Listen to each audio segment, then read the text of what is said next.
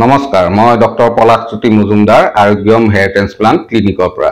আজি মই আপোনালোকৰ লগত কথা পাতিম হেয়াৰ ট্ৰেন্সপ্লান্টৰ পিছত কি বস্তু আমি কৰিব নালাগে, কি বস্তু আমি এভয়েড কৰিব লাগে।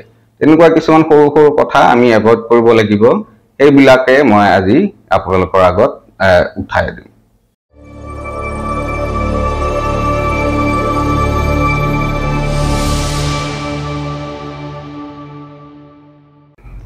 প্ৰথম হল যে হেয়াৰ ট্ৰেন্সপ্লান্টৰ পিছত খুব জোৰকে খজুৱাব নোৱাৰে চুলি এমাহলৈ।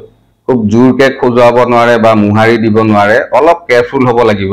মাজতে হাতখন লাগি গ'লে একো কথা নাই, কিন্তু যিমান পাৰে বিশেষকৈ প্ৰথম 3 দিন আমি যিমান পাৰো মূৰটো চুব নালাগে।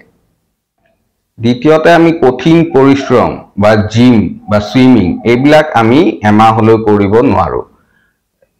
খুব বেছি কষ্ট কৰিলে চুলিত এটা প্ৰেছাৰ পৰিব পাৰে, সেইকাৰণে বিশেষকৈ প্ৰথম 10 দিন জিম যোৱা আমি বন্ধ কৰোঁ। 10 দিনৰ পিছত লাইটকে পাতলকে এৰোবিক এক্সাৰসাইজ কৰিব পাৰে, কিন্তু ৱেট লিফটিং মানা আছে। এমাহলৈ ৱেট লিফটিং কৰিব নোৱাৰে।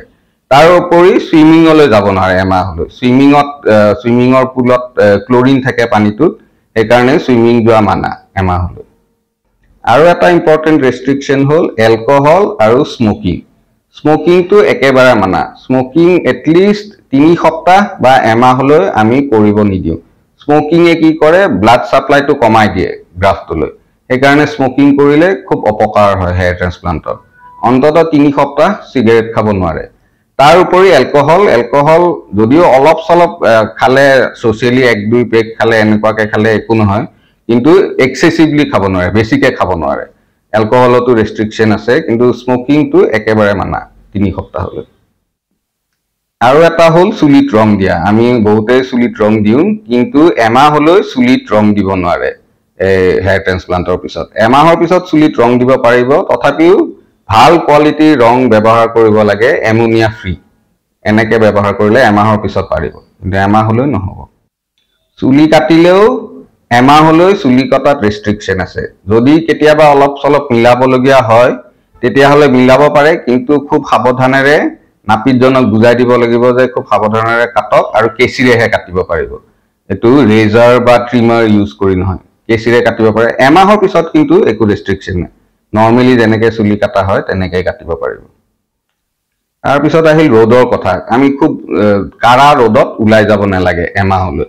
ওলাই গ'লেও এটা কেপ বা টুপি এটা পিন্ধিব লাগিব। ডাইৰেক্ট চান পৰিলে অলপ হ'লেও অপকাৰ হ'ব পাৰে। 20 দিনলৈ যিমান পাৰি ডাইৰেক্ট সূৰ্যৰ পোহৰটো এভয়েড কৰিব লাগে। এনেকুৱা ধৰণৰ কিছুমান সৰু সুৰা ৰেষ্ট্ৰিকশ্যন থাকে হেয়াৰ ট্ৰেন্সপ্লান্টৰ।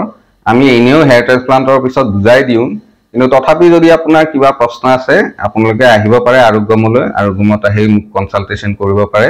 কনচাল্ট কৰিলে এইবিলাক যিকোনো প্ৰশ্ন থাকিলে মই তাৰে উত্তৰ দিম। ধন্যবাদ।